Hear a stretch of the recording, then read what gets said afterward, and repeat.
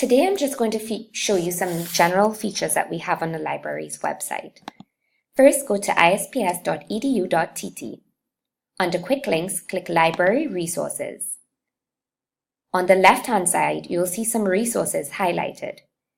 If you click on New Books, you will see that we have some Padlets highlighted with some new books that are in the library. Under Tutorials,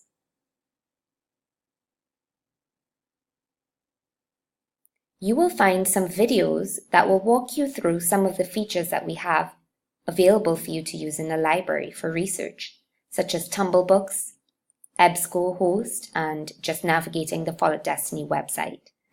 We also have an events feature in the library, suggested reading lists for each grade, as well as SAT reading lists and grades 10 to 12 reading challenges.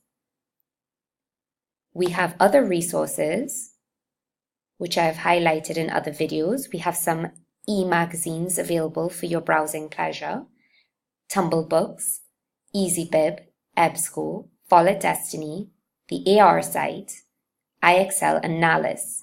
Unfortunately, the National Geographic feature needs to come off, so just ignore that for now.